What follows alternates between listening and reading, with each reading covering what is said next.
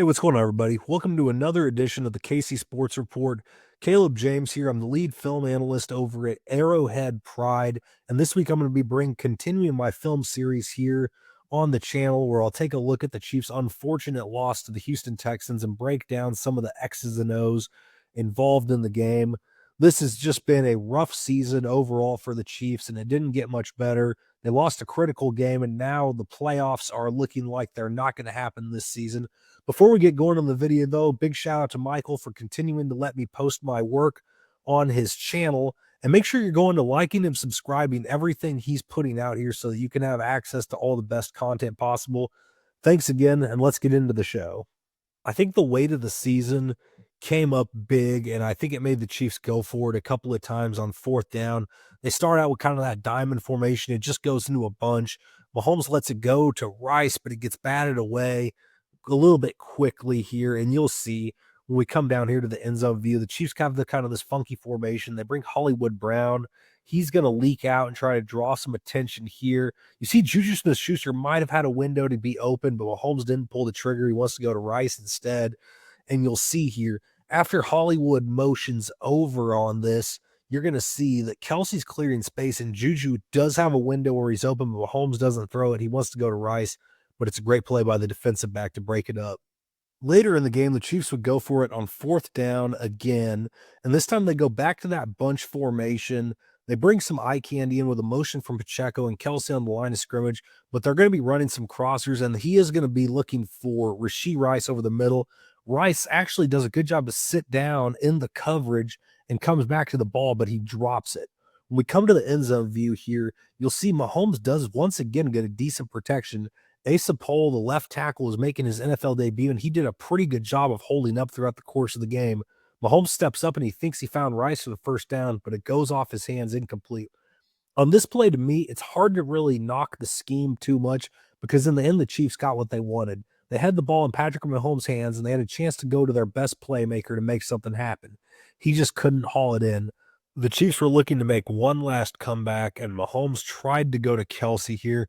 It just didn't work out, and as you'll see, once the ball is snapped, Kelsey is going to run a little bit of a flag route. He tries to go out here, but the ball bounces off his hands, and it goes right to the Texans for the pick. We'll come down to the end zone view here, and you'll see it wasn't a perfect pocket, but it was just good enough for Mahomes to be able to stand in, and you could tell he wanted to go to Kelsey all the way on this one. Not a bad set. The pocket closes a little bit at the end there, but the pass is a little bit behind Kelsey. He can't quite bring it in. It did hit him in the hands. When we come out wide and slow it down, you'll see Kelsey is going to motion back over inside, but no one from the Texans really goes with him. And that's not a big surprise considering they would play a lot of zone coverage. But here, you just see how many bodies are converging around Kelsey a second the ball is thrown in. You've got three guys in the area, and one of them was able to come up with it. And here on the goal line, the Chiefs are going to attempt to bring some pressure. It's about a 3rd and 8, and they're going to get close to Stroud, but they have a perfectly executed dump down to Woody Marks, who just leaks out of the backfield. And you can see when we go down here to the end zone film, they've got Chris Jones on the opposite side, and they've got Nick Bolton and Chenal kind of walking over on the left side of the screen. Well, the blitz is going to come from the left. Bolton thinks he's free, but Marks does a good job just to slip through, and it's an easy touchdown for the Texans. Stroud made the right read on this one. And when we go back up to the wide view, you'll see Nico Collins down here. He's got a ton of attention on him. He's going to draw the attention here. I don't think the Chiefs had a player kind of ready to account for Marks, especially with Bolton. So credit to the Texans. That was a scheme advantage for them. I would give a lot of credit to CJ Stroud this week. He was fantastic. He gutted the Chiefs in big spots. He avoided pressure. He avoided sacks. And this is one of his best games of the season. You see Chris Jones so close to bringing him down, but he's able to scramble. He finds a hole in the coverage, and it ends up being a first down to set up a touchdown drive for the Texans. And this was just kind of a microcosm of the Chiefs season defensively. This game, yeah, they were good in spots. They made plays, but they just weren't good enough. They weren't quite good enough on 3rd down. Jones, so close, just cannot finish the play.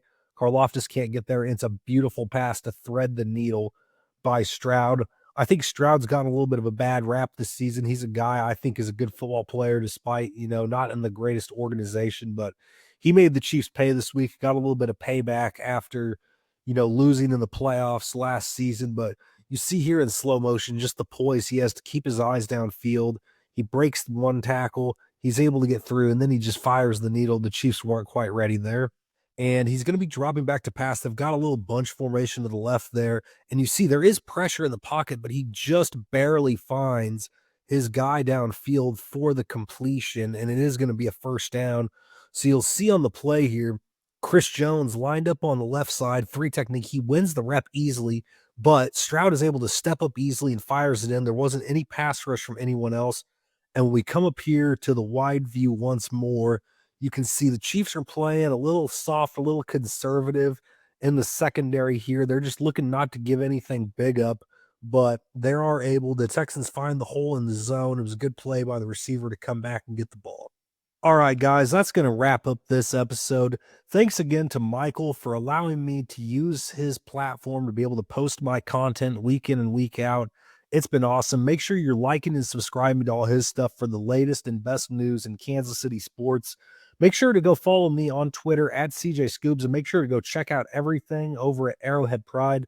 We're working really hard still, despite the poor season the Chiefs are had, to give you guys the best coverage possible when it comes to the Kansas City Chiefs. Everyone over there is still grinding, still working 100% to give you guys what you want. So we appreciate it. Be on the lookout for some more collaborations between me and Michael and the rest of the Arrowhead Pride team here very soon.